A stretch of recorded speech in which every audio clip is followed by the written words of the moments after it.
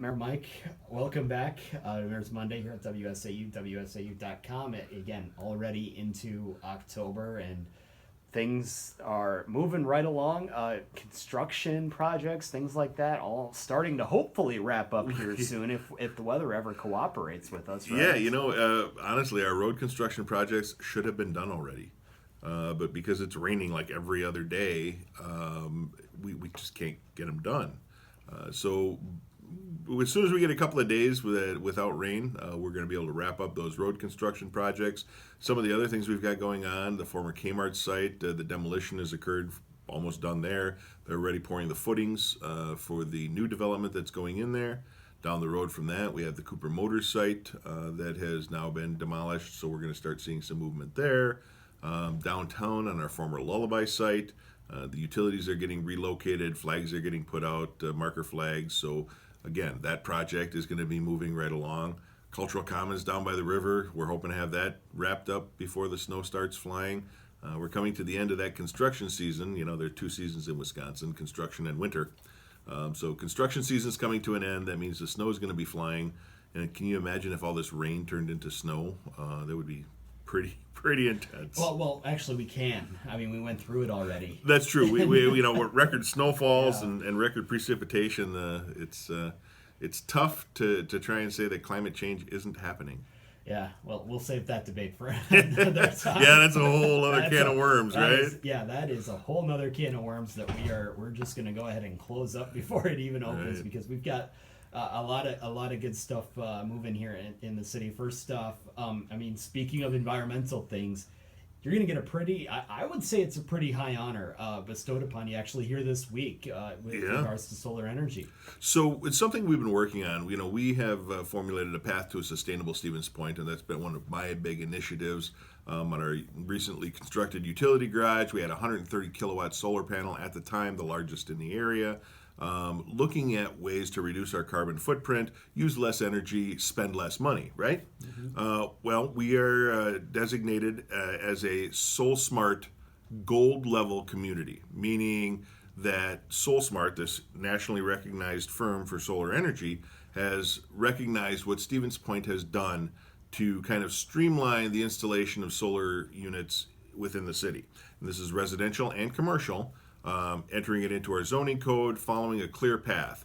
I tell people that you'll still have hoops to jump through, but the hoops are all lined up now, so it's like one jump and you can get it through. So it's a very nice honor to be recognized at the gold level by SoulSmart for this, and we look forward to having many more solar installations here in the city. Yeah, and I know that with this, comes a lot of benefits for residents. You mentioned those hoops to jump through, and they're all lined up. So, I mean, for residents and for commercial customers, Right. this really it kind of gives them a clear path towards this goal. It does.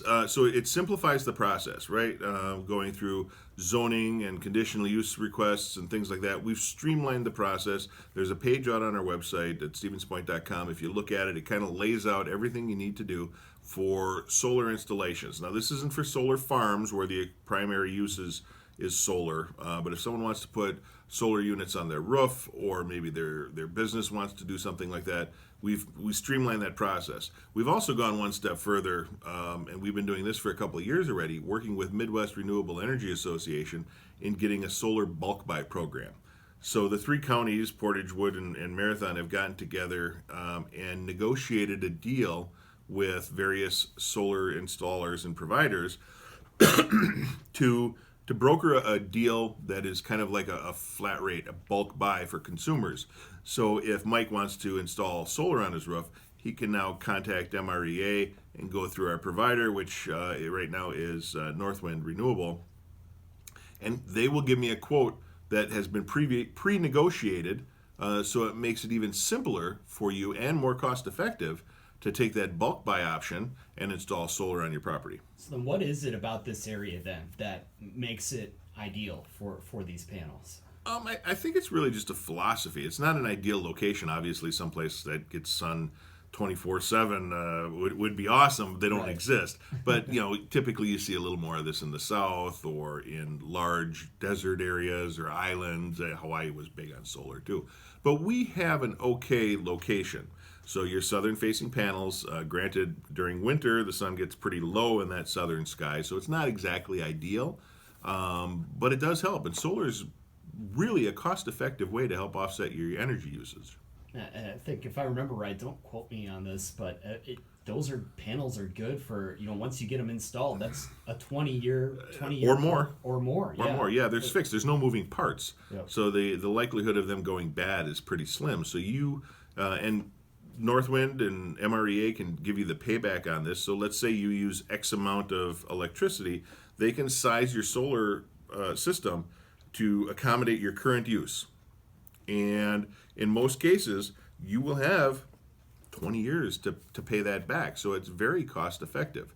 But again, the formula and all that stuff is, I leave that to the experts. Yeah, absolutely. And again, you've got the website set up with the information on this. If residents want to take advantage, again, that's at stevenspoint.com. Right. And you just search for solar. All right. Yeah. Lots of other cool things going on in the city, too. You probably heard we recently appointed a new community development director. Michael Ostrowski, our former director, who did some really great things in the city, took a job down south in Texas. Maybe because the sun shines more often there. Maybe. But he doesn't have to worry about shoveling snow anymore, that's for sure. Absolutely. So Ryan Karnowski, former director over at the Village of Plover, has taken a job with the city, and he's going to be starting at the end of this month. So we're welcoming him and making ready his nest here at the city of Stevens Point. And as soon as he comes on board, we'll get him caught up to speed on all of the projects that we've got going on and hopefully have a seamless transition. Ironically, he's taking over October 31st, which is Halloween. Mm-hmm. And I know people are asking already, trick-or-treating in the city of Stevens Point will be on Halloween. We established that a few years ago through an act of council. There's never any question now. It will always be on the day of Halloween. So he gets here just in time to hand out candy at his office. I told him to bring some candy for everybody because we do some heavy trick-or-treating in his office. Yeah, and donuts, of course, too. Your first day in the office, you always got to bring donuts. First week. City policy is all new directors have to bring donuts their first week. Okay. So Ryan, if you're listening, we will certainly pass the word on to him. What exactly is he going to be bringing to the table, to this position? Because this is a position where he's going to have his finger on quite a few buttons in the city. Right. So, through the selection process, we had several strong candidates apply. And Ryan just kind of rose to the top because of his education, his work experience, and he's really homegrown. He lives in the city of Stevens Point, just a few blocks away from City Hall. He knows our community. He knows Central Wisconsin and that community from going to school here, and his fiance lives here. Those are going to be big assets, but the biggest one is, of course, his knowledge and education, and then the second one, of course, is that passion. So he's very passionate about the community. Yeah, and it's going to be a community that, as you mentioned before, when we talked about Michael leaving and heading down to Texas, you said he's got a lot of great stuff that's already in system. So you got to keep that steam engine going because, as you said, it'll keep going, but it might run out eventually. Yeah, and it will run out eventually, and that's just the nature of things. Objects in motion tend to stay in motion until something changes, right? Yeah, absolutely. So by getting Ryan here early on board, we're going to be able to hopefully just pick that up and have a real seamless transition. A lot of other cool things going on in the city. Of course, the Women's Fund has Arts Night coming up, and that is going to be this Thursday, I believe. So you can get tickets online if you want to look up Arts Night. You can Google that. We have Empty Bowls, which is a hunger prevention and poverty prevention coalition event. Very well attended up at Spash, where a lot of the area restaurants create soups, and then you go there for a small donation. You get a handmade and hand-painted bowl. And get to take advantage of those soup offerings, as well as a bunch of different activities that they have. One cool thing this year is they call it a Soup Throwdown Challenge. So community leaders make a soup, and then attendees get to vote on which soup they prefer. This year, it's focused on emergency services. So we'll have the fire chief there, and the sheriff, and the police chief. I know Dan Alt from the Village of Plover is going to be there. And they're all going to bring soups that we as citizens get to vote on, and whoever gets the most votes then will get to take home the traveling trophy, I think it is. it's always something good to have on the mantle at home. Yeah. A traveling trophy and the certain bragging rights. That's really what it comes down to. That come with it. Not to mention, most of those soups are pretty fabulous. Yeah. And I would be remiss if I didn't offer a shameless plug that the very first soup throwdown challenge, yours truly was the victor. So I have that. I was the first one ever, and I'm going to keep that one tucked in my back pocket. Yeah, first time for everything, right? That's right. Always good to have that. Maybe not the best, but I'll always be the first. You'll always be the first, Yeah. absolutely. One more thing before we let you go. You're talking about just a little bit, this is a new idea that's kind of coming in motion here in the city of Stevens Point, and that's a dog swim area. Sure. I've never heard of this before. Living in 3 different states, tell me about a dog swim area, what it's going to bring to Stevens Point. So it's a little complicated when you look at all the laws, but basically we have a dog park, right? In Wausau, for example, at Marathon Park, they have a splash pad that they had been occasionally letting dogs in. It was 3 or 4 times a year. They do a fundraiser and let dogs into the splash pad. We can't do that with our municipal pool, and we don't have a splash pad yet. We have a fountain downtown that people bring their pets to. But so it occurred that, hey, maybe we're right on the river here. We've got a fair amount of river frontage.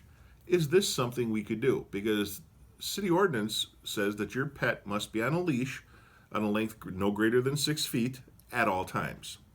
So it's not like you can go down to the park, take your dog off leash, and just let them go swim in there. People have been doing it, and we don't have too many problems with that, but they take them to the boat launch. That interferes with the ability to launch and trailer boats, kind of scattered haphazardly. So we came up with the idea of, hey, what if we designate a dog or a pet swim area somewhere along the Wisconsin River? Well, we found a location of an old beach area that isn't heavily used anymore up at Mead Park on the other side of the river here from City Hall. There's rocks there, and people do swim there. There's nothing prohibiting that. They use kayaks to launch there. Mid-State Independent Living Choices does a disabled kayak event there, but it's not just kayaks. They have other things there too. So what the thought was is that we would put a 4-foot fence around a certain area, and then by ordinance allow pets to be off leash within that fenced-in area. That fenced-in area is just there to serve as a boundary. It's not designed to keep anyone in or out. It would not prohibit anyone from going swimming there or launching kayaks there or pulling up your boat and having a picnic.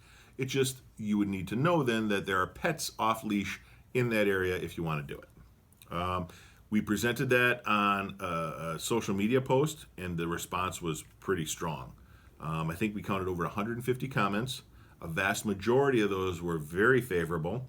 There were a few that had objections to location or questions about how you're going to keep it clean with dogs defecate, those sorts of things.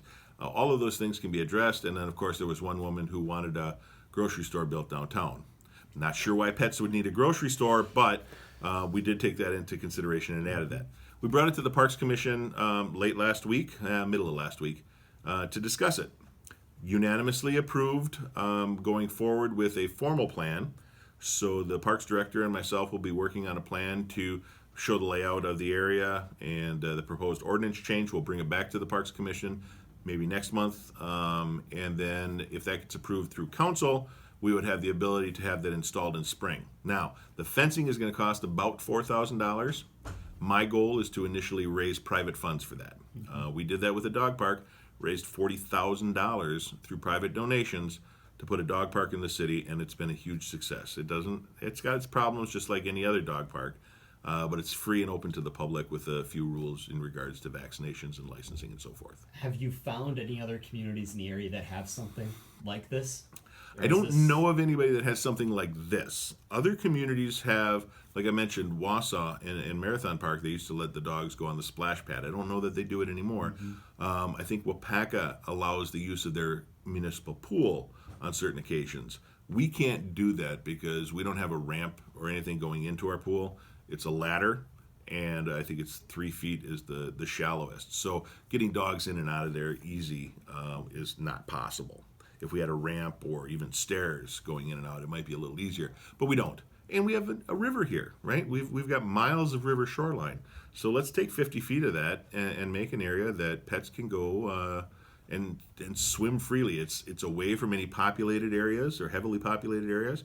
There's not a lot of boat traffic on that side. There's not a lot of swimmers on that side, so it makes sense to put it in this location, in my opinion. Yeah, we'll look forward to the progress of this project and see, what kind of comes about of it. I think this is something that if you get creative with it, it could really be a draw to the city of Stevens Point. I think it's cool. Yeah, Absolutely. We'll look forward to tracking the progress of this, and again, look forward to chatting again next month. All right. See you later.